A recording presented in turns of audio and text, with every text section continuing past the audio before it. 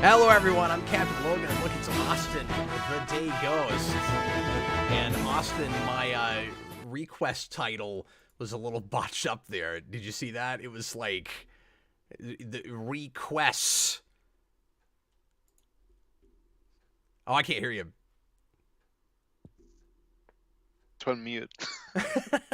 we're gonna need that. You gotta drop it down, soldier. Whoops. How many times have I done that at this point? Yeah, but like, how rusty do you feel? Like, it feels like we haven't been on the channel in weeks. Yeah, I know. It's so weird because we also did a show on Friday, but then we missed the request last week, so... Yeah, so it really feels like, well, this show, so everybody bear with us, this will be the worst this show's ever been. We haven't done a request in a month, I think, because I took time off working on my script for the Superhero Rewind movie, which I'm not done with, but I wrote probably half of it, and then came back and started working again, and we had that fiasco last week with YouTube where it looked like I might never get the channel back, and then I fixed that and was able to do the Captain Logan show, but not request that week. So anyway, we're finally back for this. Tonight we're going to tackle a character that I've always been kind of curious about because he was oddly popular when I started working on the channel, Austin. Interesting. I've heard of Sentry. I've never really read him in anything, but his name and was it Hyperion? Yeah, comes up a lot when it comes to Marvel analogs for Superman. Yeah, that's right. And this is, of course, real different from Hyperion and some of those other kind of dark, evil Superman characters, because this has elements of that, but the character itself is kind of more of a tragic victim than a like scary Superman who makes all the wrong choices. But we'll get into all of that. I'm getting ahead of myself. So the Sentry is a sort of 6-issue miniseries that comes out in 2000 under the Marvel Knights label. It is written by Paul Jenkins, who I am familiar with from Wolverine Origin. By the way, a request tonight was from Super Billy, who's in the comments tonight. Thanks a lot to him, who requested this on Patreon. And of course, you can become a member at the $15 tier on Patreon, patreon.com/geekvolution, and that will let you pick something for request. For us, we are a bit behind at the moment for obvious reasons, and there was already quite a wait, so it'll be a few months, but you certainly can take advantage of that. Anyway, Austin, have you read very much from Jenkins? Origin, I had to read some Spawn by him during Spawn year. Spawn the Undead he did, and I don't even remember if I liked that series. I think it was just okay if memory serves. And then he also did some of the later first volume of Darkness and the beginning of the second volume. And I haven't read a ton of Darkness, but I just happened to look at that, and I'm like, oh, well, Darkness I am a little familiar with. But anyway, have you looked at anything by this writer?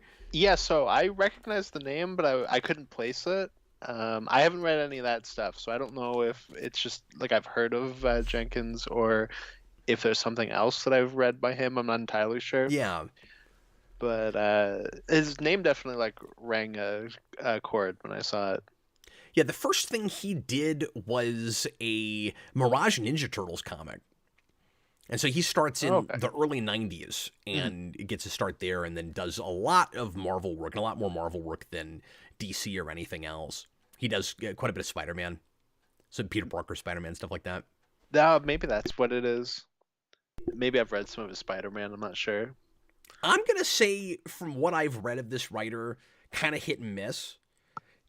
Origin I loved when I first read it, and I have felt weirder about it as years have gone by. It still has a kind of... I've still got a soft spot for it. It's got a place in my heart, I guess, but there's a lot of fundamental, or at least a couple of fundamental choices made there that we were stuck with afterwards that I didn't really like, that I didn't really want, particularly sticking us with the bone claws, and some things about Wolverine's, like heritage and parentage and all of that, I've always been a little bit dicey about, but...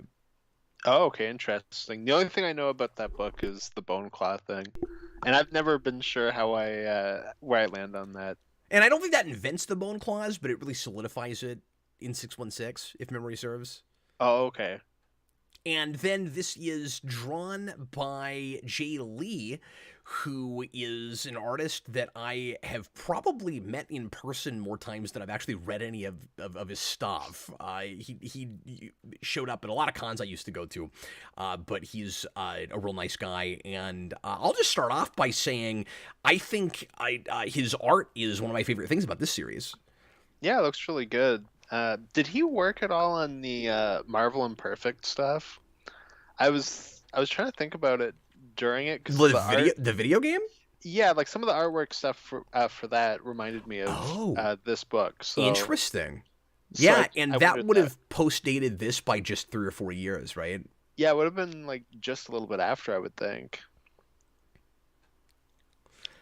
Yankee, I had the first issue of Age of the Century as a kid. They were fake Silver Age comics. Yeah, and Marvel did like one-shots like that for lots of different characters, but this might have been a different thing because of the gimmick this book has with the Century presumable or apparently existing all the way back in the Golden Age and being the first superhero and teaching everybody else how to be superheroes, but the world has forgotten him and nobody knows about that. Austin, I didn't know even reading this. I had to look into this later, whether this character existed before this miniseries and if this was like a throwback thing and finding a way to bring him into the present day. It isn't that. It's retroactively adding a brand new character into the mythology. Like Paul Jenkins creates this character, which I did not realize. Yeah, I figured that, and then I looked it up, and I saw that that was the case. I definitely have that while reading it, where it feels like somebody made a character and went like, okay, this is like their history, like going back. Yeah, and like, how do I make this really important? Yeah, I had quite a bit of that where like somebody like puts in their character and it's like this is like how important my character is, and like I think some of that gets a little weird for me, but That's uh fair. I think one of the things that makes it more okay is that it's in the middle of a big kind of relaunch anyway. I don't want to say reboot, of course, but Marvel Knights is doing a lot of reinvention of things right now and doing a lot of experiments and stuff. I just had this thought. Do you think if this character was invented just 2 years after this, it might have been an Ultimates thing? yeah, Or an absolutely. Ultimate Universe thing, because I kept thinking through this whole, and we'll break this down here in a minute and tell you more about the story. But I found myself thinking this would maybe read better if it wasn't in continuity. No, I definitely had that, and I didn't think about the ultimate thing, but it would have been right around when that was starting. So yeah, I think it maybe would have fit a little bit better in there. Kind of like how a lot of people talk about with Civil War. Yeah. Austin, would you do us the favor of breaking this down a little bit and giving us something of a synopsis, please? Okay, so Sentry from 2001 is about a character named Rob Reynolds, and Gotta he have that wakes. classic alliteration. Yeah, of course. He wakes up and he like drinks a thing that is his Sentry juice that gives him Sentry powers, and it like reawakens him, and he realizes that he was a superhero that he forgot about, and the entire world apparently forgot about him, even though he was the very first superhero. And then he has to kind of go around convincing everybody that he was who he is, and then they all remember. And And that his arch nemesis, the scariest villain of all time, ostensibly, the Void, is yeah, who I think coming. was supposed to be the villain of Neverending Story 4, but they didn't make it. Dude, I had So exactly that thought while I was reading this. I was like, that wolf is about to show up, yes? so yeah, he Is has the to. Void scarier or less scary than just a cloud that everybody talks about as being nothing? Because you ever have that watching the Neverending Story where it's Well, like, I've never that's seen not it. nothing, it's a cloud! He's Galactus. That's true. He ate Saturn. I'd be scared of a cloud that ate Saturn. Yeah, he just took out Saturn. Nobody cares. It's just gone. That didn't make the news or anything. No, it's just no more Saturn. That was my absolute favorite thing to make fun of with Silver Surfer, Rise of the Silver Surfer. But yeah, that bit of your rewind from back in the days burned in my memory. Uh, Thanks, man. but anyways, yeah, so he has to kind of convince everybody that the void is coming, and hijinks ensue as Mr. Fantastic, who is the Sentry's best friend, they realize that Mr. Fantastic did this press conference where he said that the Sentry is, evil, and he was kind of doing underhanded things with his powers, and the Sentry doesn't believe that, so he's not sure really what Mr. Fantastic was doing. He had a sidekick who also doesn't remember him. That whole thing is a little weird. Did you have a... Sorry, I'm jumping around. Did you have a timetable question with this book? Yeah, and I was the really Sentry sure... 10 years ago or 30 years ago? Because his kid sidekick seems to kind of sort of still be a kid, or like in his, early 20s or something. He's like just probably flipping 22. hamburgers at a McDonald's type Yeah, I'd say he's restaurant. 22 at most. Okay, but that's weird, right? Yeah, well, I thought the whole kid sidekick thing was weird in general because he's not there enough. Like I don't know, I thought all that was kind of strange. And also, this is the last. We'll get into the kind of comics history side of this and the throwback nature of it and the way it may or may not be commenting on the actual like a publication history of comics and Marvel in particular. But this is a stand-in for Superman and kind of yet another take on how would Superman maybe be reinvented or handled if he was invented in the present day, but particularly if Superman was a Stan Lee character. Mm-hmm. Yeah, if he was a Lee and Kirby character. Yeah, how would he be handled? And the kid sidekick thing is weird to me because Superman didn't have a kid sidekick. Mm-hmm. But maybe the idea is, but if he was invented in the Silver Age at Marvel, he would have had. Which is also weird because Spider-Man didn't, Daredevil didn't. It's not like every Marvel superhero had a sidekick. I think of the kid sidekick thing more as a DC thing than a Marvel thing. Yeah. Not to say that there was none of that. Like, Rick Jones kind of takes over as Bucky. Yeah, Captain America has it, but then Captain America had a kid sidekick pre-Marvel. Mm-hmm. Yeah, in the timely days, in the 40s. Mm-hmm. Yeah, when he comes back in Marvel, in the 60s, they give him a new kid sidekick in Rick Jones because he had one back in the day. So it's like an update on that. Yeah, the Sentry thing was weird because I was like, is this supposed to be like Superboy? But then it's more like a Robin thing. So like that was a little strange. Yeah. But yeah, I agree with you. Like, I don't think of kid sidekicks as being like a very Stan Lee or even a Jack Kirby thing, really. So let me just kind of backtrack for a second, and we'll give our basic feelings and takeaways from this book. I was real with it and very sucked in, actually, up to the halfway point. And I started kind of losing interest in it by issue 4, and particularly once we get to the end, where I felt like the big kind of shock reveal was a little bit underwhelming. Mm-hmm. I don't want to say I saw it coming, but it didn't really surprise me once we had it either.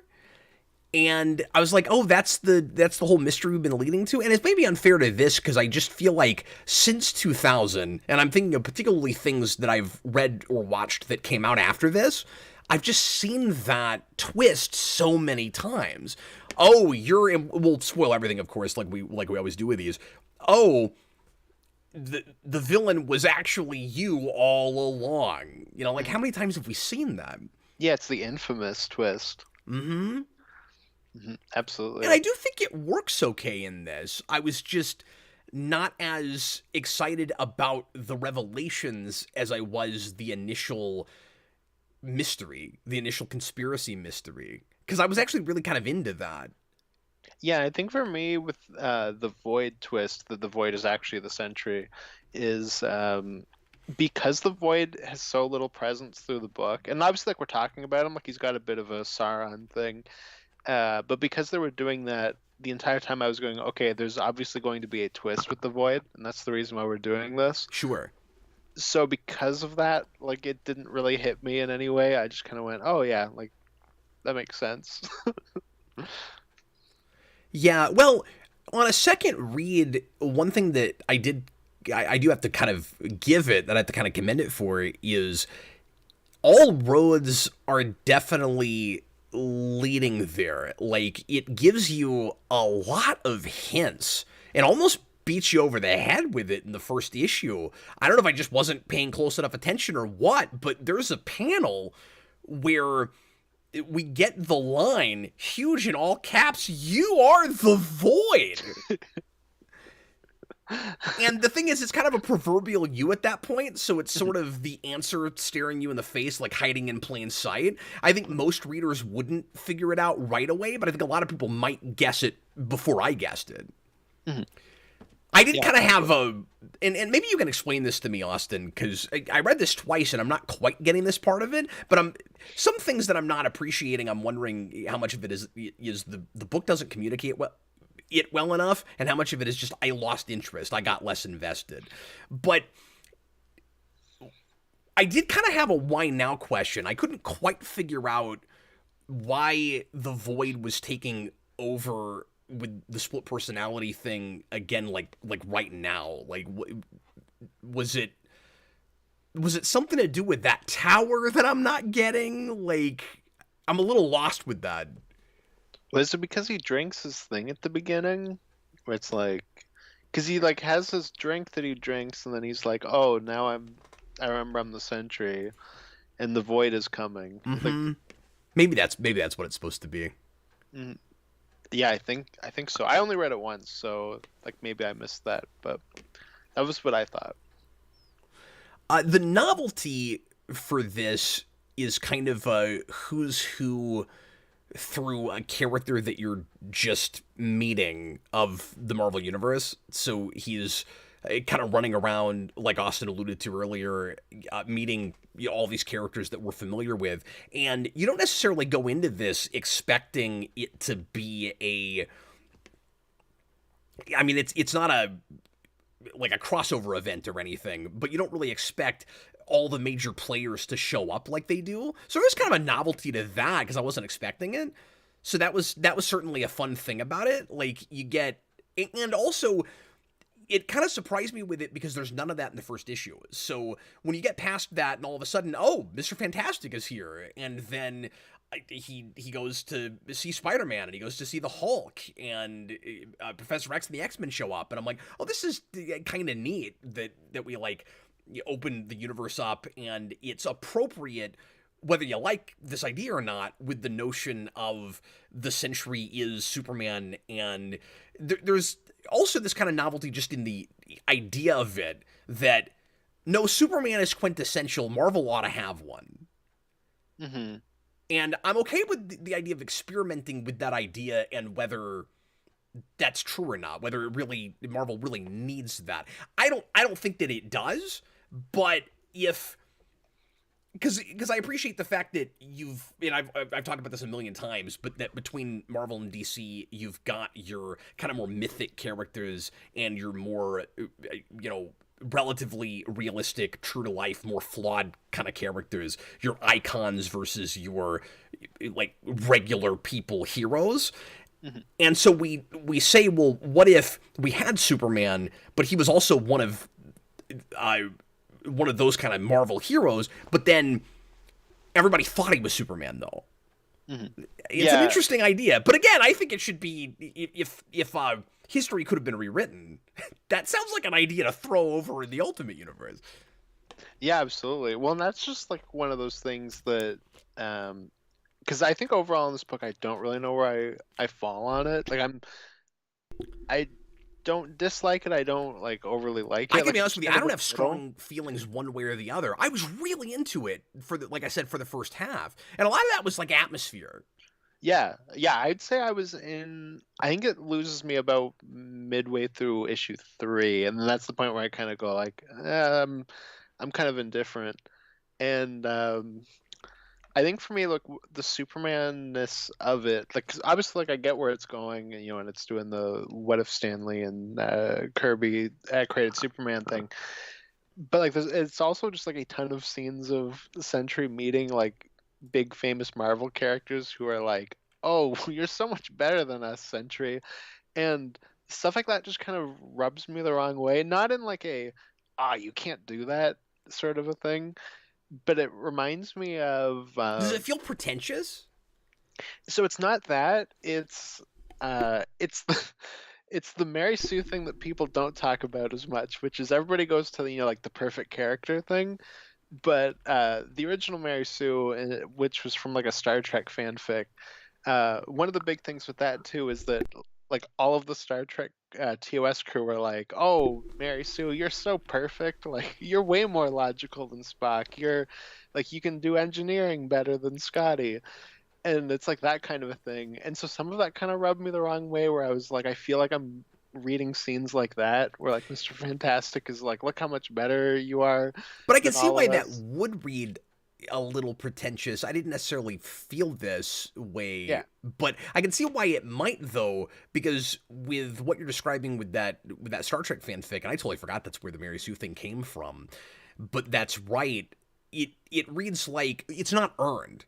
Like Mhm. you're not proving to us that this character that you came up with deserves this. You're just going, I made it, and I want you to think that my character is as great or better than these established characters that are the real reason you're here in the first place. That is a massive risk to take. No, absolutely. No, and I think because like I said, it's around like issue 3. Because I think for me, it's like fully nailed in when he meets Hulk, and Hulk is like, "Oh, Sentry, you're the only one Hulk likes. Hulk hates everyone, but not you, Sentry." And I was like, I feel like I'm just kind of seeing him go from place to place in the Marvel universe, and just them telling him about how awesome he is, and that's kind of the book for a while. Yeah. The And Hulk thing reads a little more earned to me just because of the idea that because of Bruce Banner's condition, for whatever reason, I never totally got this, but the Hulk is the only character left that still is allowed to remember the Sentry. And yeah. the Sentry did something to help the Hulk, and like I thought maybe it was supposed to be to make the Hulk a more of a separate sentient entity, but I wasn't totally sure Mhm. what that was Well, about. Well, it's also weird because later he meets Tony Stark, and Tony Stark also seems to remember who he is. Oh, I missed that. And I thought that was a little strange, where Tony's like, "Yeah, I can't remember every detail, but like, I remembered really liking you." Well, I gotta tell you, the big inconsistency for me. Let me back up a second and just set this up because this is a part that we didn't really get to in the synopsis. But the idea is that the Sentry has the big mystery through the book is why can no one remember the Sentry? Why does the Sentry not remember very much about himself? This is a real typical kind of early 90s sort of amnesia story. And you know how my eyes tend to glaze over with that kind of thing. And like I said, I was with it a lot because of atmosphere and because I thought maybe it was going somewhere with all of that. But there was the trepidation of the Al Simmons problem, where I was like, oh, okay, so we got another guy who doesn't really know who he is and where he came from, and I've got to learn about him while he does. But then the twist was nobody else remembers him either. So I'm like, oh, okay, so we got one more day, like 7 or 8 years before one more day, and maybe this will be a better one more day. And I mean, I guess it is. I mean, it definitely It's is, better than but that's not that, saying yeah. anything. But then the idea is you're supposed to be trying to guess at why it was necessary for the for everyone to have their minds wiped about this character, and like is it a I mean, immediately I'm wondering if it's some kind of a mystical thing, and Doctor Strange shows up, so that makes you think that even more. That maybe it is like something with one more day with help me out, Devil guy with Mephisto. Mephisto, yeah, and then it turns out that there's kind of a number of big revelations in that last issue, and so the idea is that his mind was wiped because of a plan that he came up with along with Mr. Fantastic.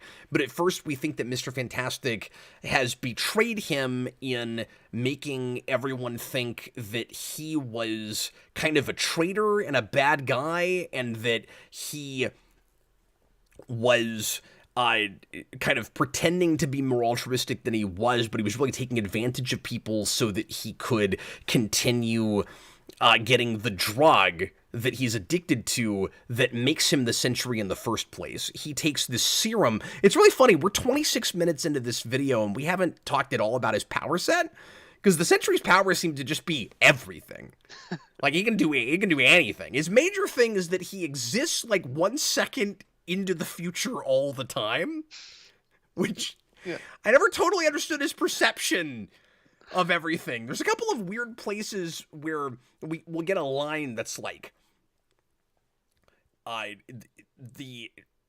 everyone's perceptions were slightly changed, and then the very next sentence is, it was imperceptible. And I'm like, well, those two things don't really go together. As imperceptible if people slightly had their perceptions altered. Okay, it's a little bit of shoddy writing in a couple places with that. But anyway, so it turns out that Mr. Fantastic was actually working with him intentionally to make everybody think that he was just taking advantage of the world so that he could get his addiction on. And it's because, like we said earlier, it turns out that he is in fact the Void.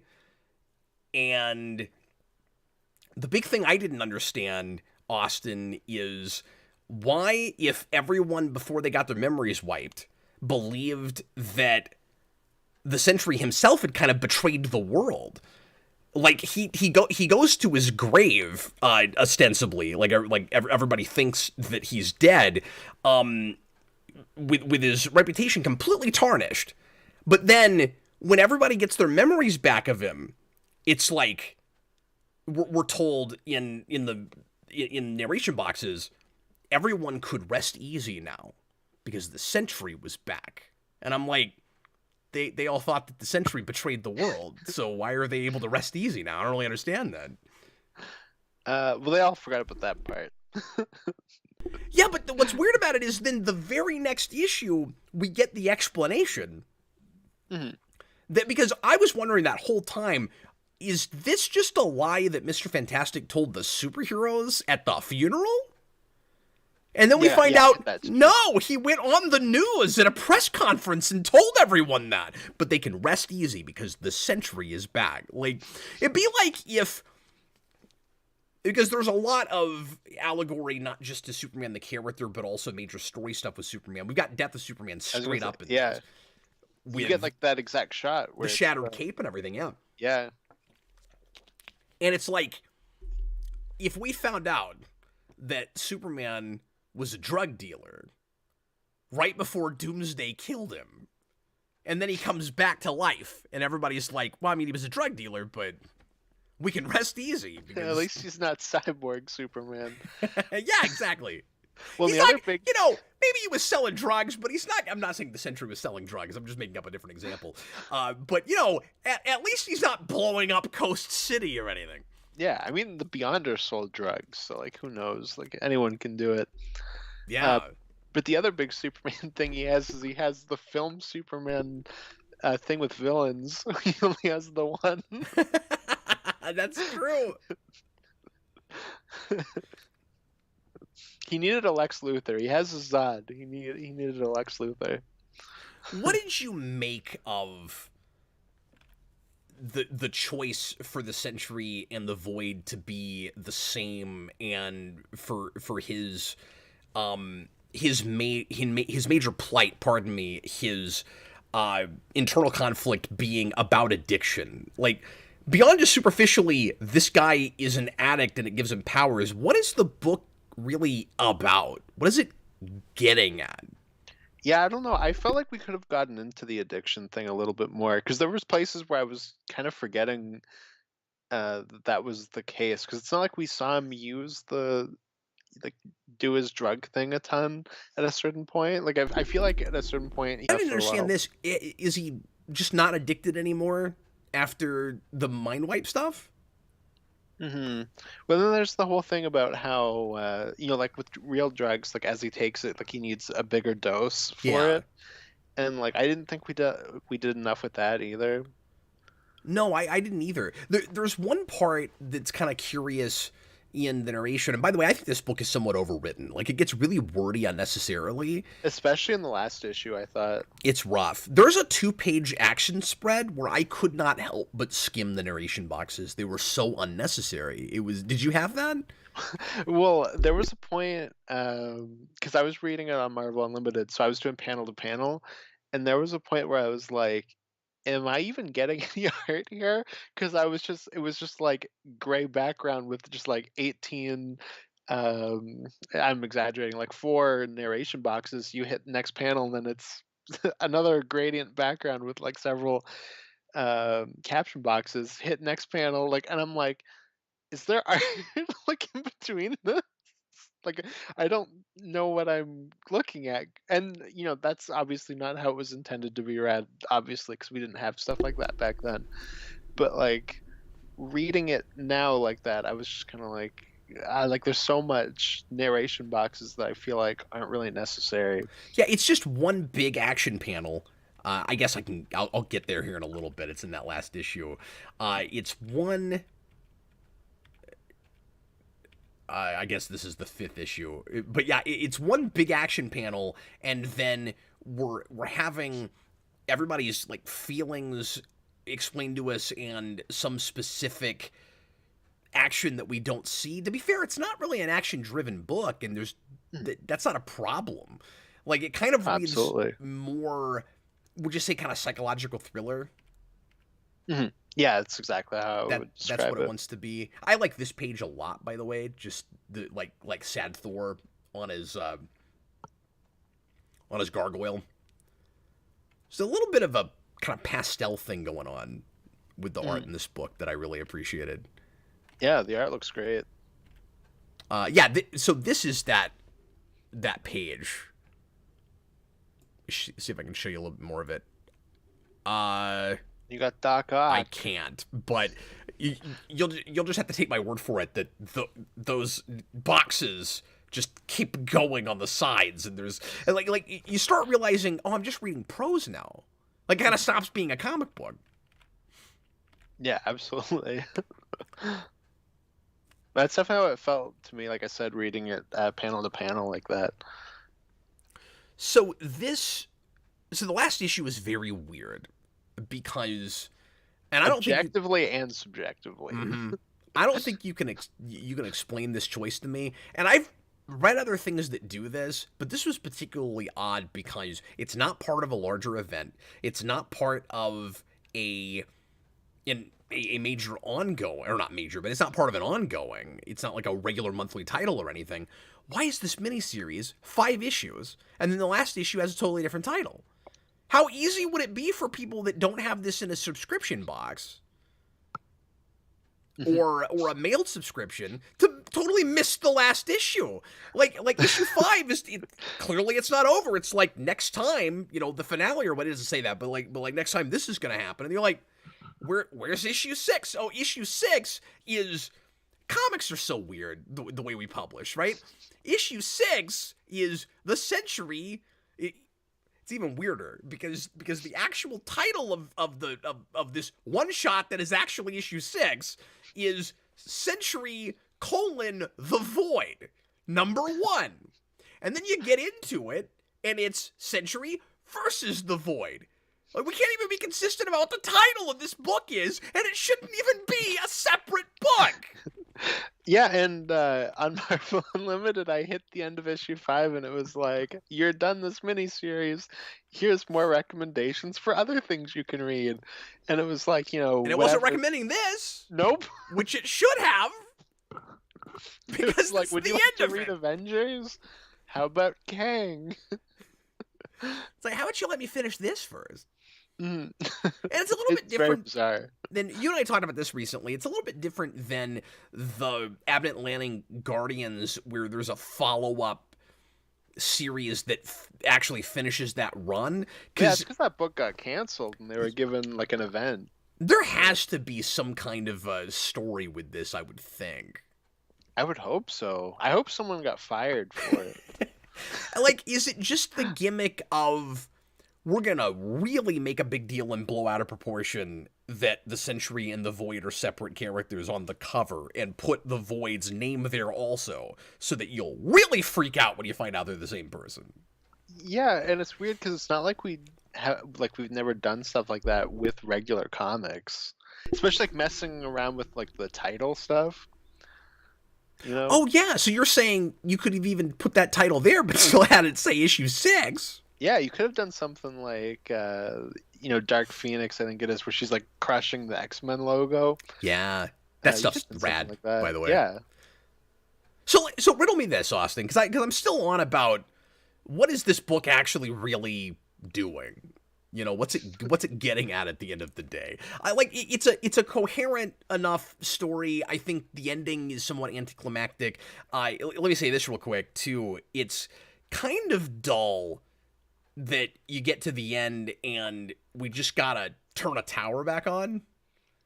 It's like, well, Yeah, we just have to wipe everyone's memory again. we're gonna manage that in 2 pages. You know, you kind of know where that's gonna go. That's pretty easy. But I found myself wondering how much I, the reader, am supposed to hold the Sentry responsible for what has happened. Mhm. What was he supposed to do? Because, like I said, there's a narration box, and I don't remember whose perspective it's from. Like, I don't think it's the Void. I think it's kind of just. Do we have some kind of third-person omniscient going on here? Maybe? Is it supposed to be Mr. Fantastic? 'Cause I know really stuff's wasn't about it. sure, and I maybe I just need to look a little bit closer at it, because I had this disconnect both the times I looked at that last issue, where I had to, my mind would wander, and anyway, there's this bit that's like, Sentry, this is your fault, and I'm like, I don't totally know what else he was supposed to do, and the solution at the end is to do exactly what they did in the first place.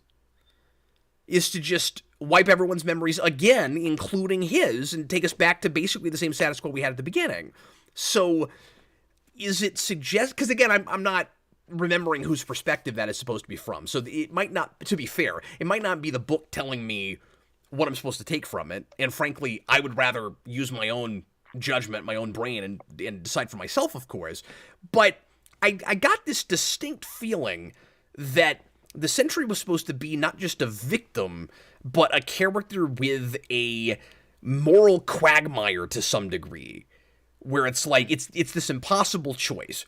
He is his own literal worst enemy, and all the horrible things the Void has done, he is responsible for to some degree anyway, because it's his subconscious. But what exactly created the Void? Is it just addiction? Did the Void happen because he had to take too much of this drug in order to be a superhero? And then is the idea supposed to be was that necessary in order to save all the people that he saved? Because there's that bit where Mr. Fantastic or somebody is talking about how, I think in a flashback, well, all these people died because of the Void, but so many more people were saved because of the Sentry. That kind of suggests ethical quagmire. But I had this big disconnect with that, where I was like, this guy was sleepwalking, essentially.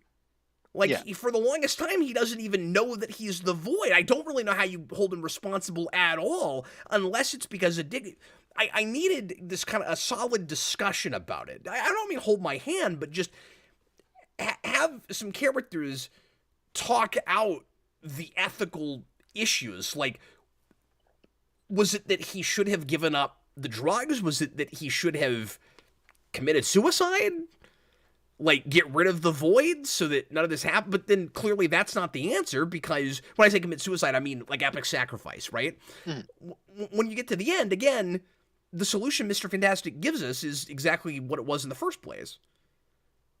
which kind of suggests that he doesn't hold the Sentry responsible for any of this either. Yeah.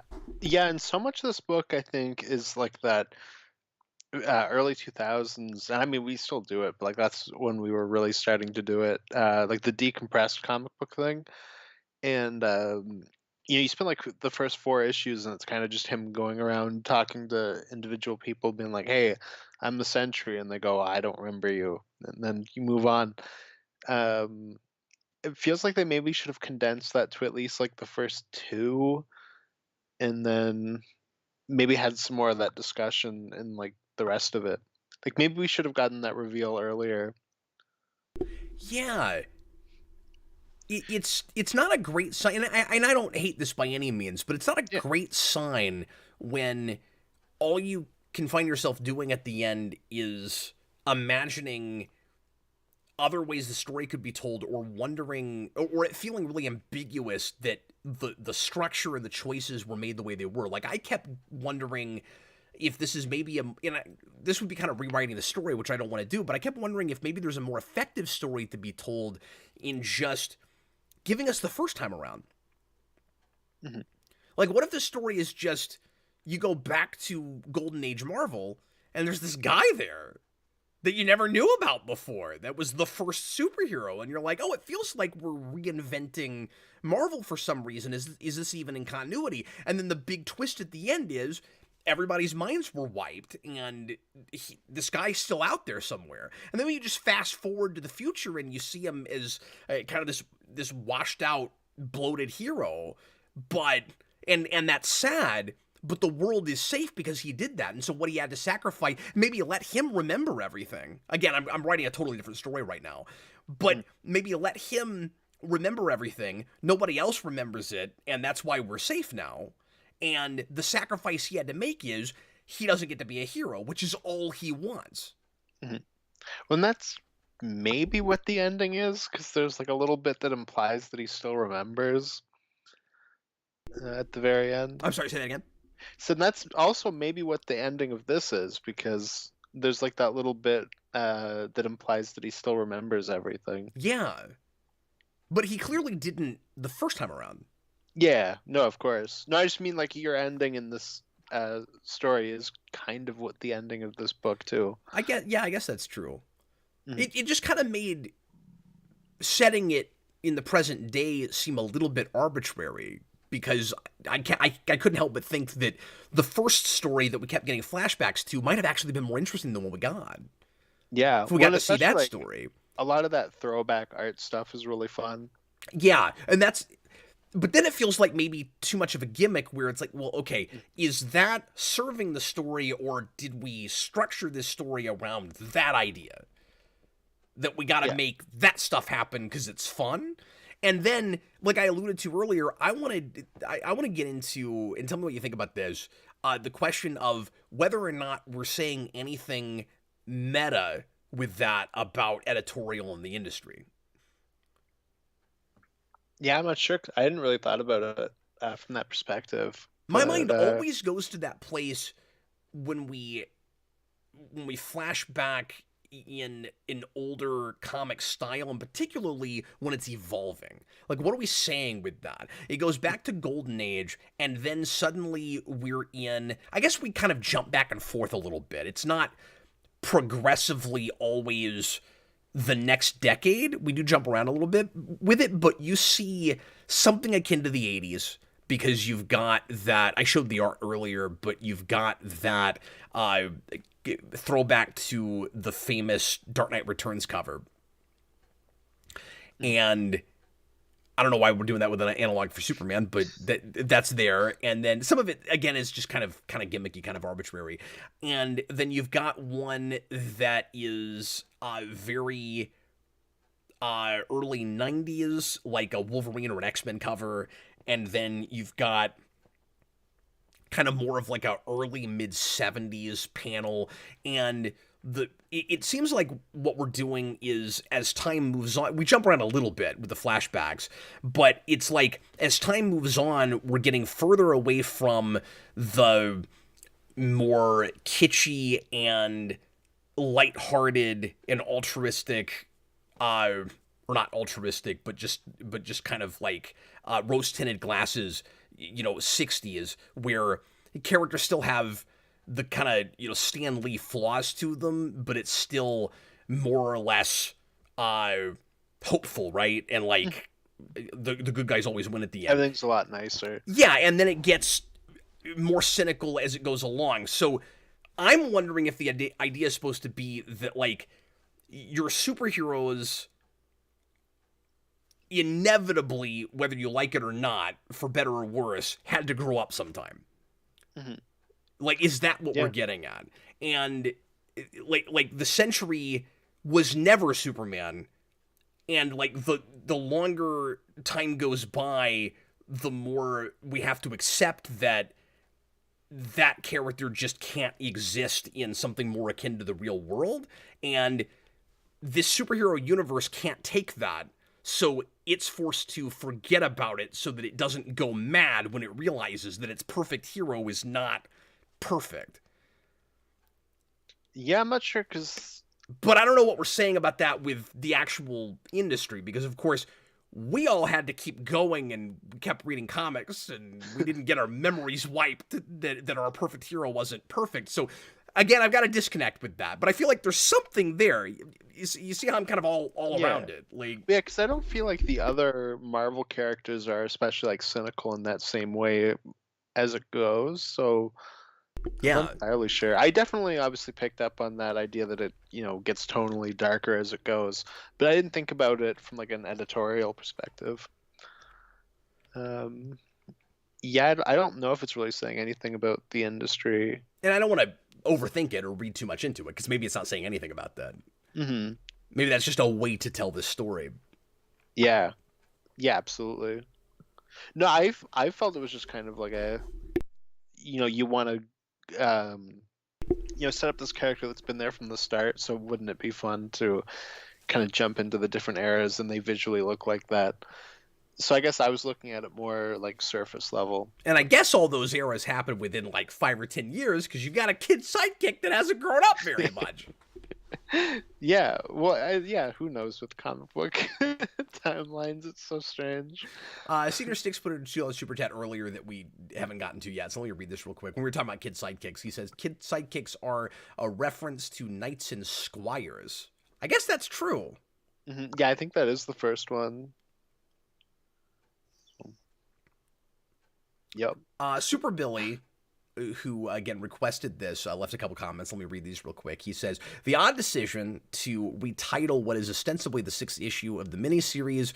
I mean, it just is the 6th issue of the miniseries. The 5th issue even ends with next time, as if it like, why wouldn't that say, okay, there's this other title you've got to pick up? May have had something to do with Marvel's big promotional campaign where they incorporated the Sentry into other series and fleshed out his backstory in regards to his relationships with the various other heroes he encounters throughout the book. I didn't realize that. So if they played it like an event, that would explain that more. But if I'd been them, first of all, I would have had a checklist of when those, like where those other books were fleshing out Sentry stuff. But I would have done the like Alpha Omega thing if you had to do that. I've never loved that either, but where at least you're establishing a precedent for your last issue is going to be a different title because your first issue is a different title. You know what I'm talking about? Where you do like the prologue epilogue thing. There's a lot. We did this a lot in the 90s where you'd have like 2 one-shots that would be. X-Men did a thing where it was Alpha and Omega, and they'll call them different things, and then you'll get a lot of events do that too. Yeah, and then you'll get the like actual prologue series in between them. Mm-hmm. Yeah, absolutely. Yeah, I think my biggest beef with this right now is just that I didn't finish reading this really wanting to consider the Sentry always being there as even canonical. Yeah, I think it didn't make me want or need that.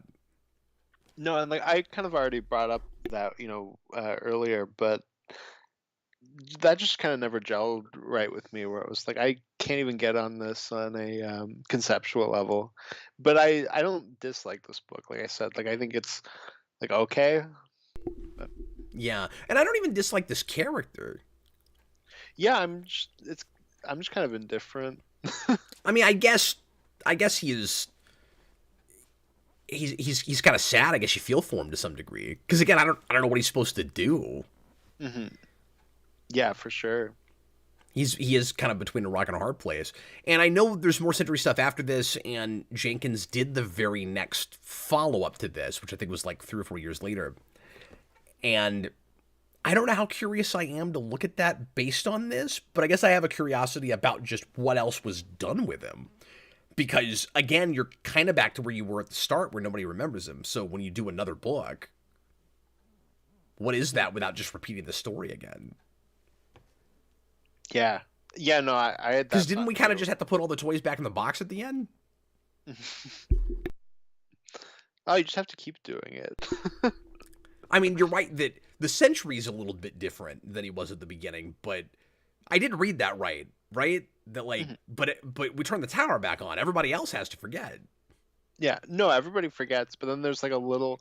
It's like the Dark Knight Rises thing where it's like, oh, Bruce is still out there, where he sees the kid sidekick and he has like a smile to let you know, like, maybe he remembers. What I don't know. Again, I'm risking just rewriting the book when I say this, but one of the ideas that I latched onto with this was that like slight change of perception idea. I liked the idea that people still have accoutrement of the Sentry that they just aren't allowed to even notice is there. And I like the way people verbalize that too, where it's like, well, that can't be because I'm not allowed to know about it. And like they know that in the moment. They can say that, like, but it's not allowed. Like it's not legal. And then they just go on like they never said that. Like they didn't know that. That's kind of cool. And you had a kid that had like Sentry toys and a poster that's been on his wall for years, but he just remembers never paying attention to that wall. That's I like all that. That's kind of fun, but I what it felt like it was getting at for a while anyway was it's necessary. This doesn't end up being what it is, but I thought the idea was it's necessary, almost like the Men in Black thing, where people need to not see the things that they subconsciously know are there because it messes too much with their worldview and their simple understanding of things. And that if you really understood how confusing and screwed up and broken the world was, you'd go nuts. You'd go crazy. Like that's where I thought it was all going. So what if instead of when everybody finds out about the Sentry again, they go, we're safe now. They went like it blew the brains up. You know, like the irony of this almost perfect, or what they thought was a perfect superhero, like Superman, is the gold standard. I like the golden boy motif with this character. The Boy Scout that we all look up to. We're all trying to be just like. That's the guy that if we remembered him, we would go insane. Hmm. Like I said, that's where I thought it was going, and I was like, "Oh, that's cool," and then it didn't do that. Yeah. So I just Yeah. feel bad because I feel like I'm thinking of things that are kind of more interesting than what the book did, Hmm. Yeah. Well, and like I which said, makes me a horrible reviewer. yeah. Yeah, no, you're a horrible person in general. You Yeah, should kill yourself. But appreciate that. Joke's on you. You keep showing up. yeah, no, I feel like part of that wandering stuff for me is how much it just feels that deconstruction where it's like it feels like it's taking forever to get anywhere. So like your mind starts to wander a little bit. Yeah. No, that's a good point because I didn't feel like it was super decompressed while I was reading it, Oh but yeah, I should say I keep saying deconstructed. I mean decompressed. decompressed. But there's a lot that you could like. Yeah, this could have been 2 issues shorter. Hmm. Yeah, absolutely, absolutely. I just noticed some people in the chat are saying that the audio is a little jumpy. I don't know. Oh, that's no good. It's even the audio. It's not just the picture. Okay. I've been experimenting with some different setups on my end with computers, and clearly this one is not the optimal one. So I'll do something else next time. But Yeah, you need to find the prime optimizing. I was trying to make like some sort of Transformers pun, and then it just didn't come out. you just couldn't get there. Austin, real quick. I don't know how we're already in an hour. I feel like we've talked about this 15 minutes. Mhm. Final Absolutely. thoughts. Doctor Strange is weird. He kind of just shows up and he's like, "Hi, I'm Doctor Strange. I know everything." Oh, what do you know? Well, I'm not telling you. He's It's like, kind of just his role. and there's this kind of like nonsense gobbledygook explanation that I read over 3 times and it never made sense to me, where he's like, this is about the truth, and the truth won't win out if I tell you the truth. All right. That's kind of weird. We just need to let the truth have its day. Yeah, he actually says that. Or something close to that. But I didn't think to read it in a Michael Caine voice. I don't know why. Well, mine wasn't really a Michael Caine voice. I don't know what it was, but Yeah, but that's the quote, right? yeah, absolutely. Real quick, I just wanted to look at some shots I took of this because I had a couple more points I wanted to make. hmm And you ever do this where like, I don't know, I should take Wake real up in the notes. morning and You're not a normal person. You ever do this where you take a picture of something and you go, I don't know why I took that. you know what I'm really bad for is I'll be like, okay, I have like the serialized story thing I want to do, and I'll like break it down into like episode titles, and I'll be Mm-hmm. like, I'll remember what it is, and then I'll come back later and I'll be like, what the hell's this one? That's certainly a title. I don't know what it's supposed to be. Why didn't I write a description under it? I don't know. Oh, here it is. The briefest of changes in perception. An imperceptible shift of reality. So I guess the shift in reality is not perceptible. Mhm. But it's just weird word choice to use that word twice in a row, yes? Yes, Okay. So it's not just me. that is the truth, and the truth will be able to be found when the truth is out. No, we have to keep the truth so the truth can win. Yeah, I don't don't run from the truth. understand that. I know we didn't start the truth. It's always been truthing since the world's been turning. Well, anyway, hey, next time we're going to do more comics. How about that? Next week, we're going to Wow. be reviewing some Mighty Thor that our good friend Josh asked us to do. Yeah, it's like 145 something. I don't know. Got it here. It's 131 to 136. There you go. You're all over it. I was off by like 8 issues, so it's okay. I was close. And that is related to Guardian somehow, right? So it's the first appearance of Ego, That's and it what it also is. includes the High Evolutionary.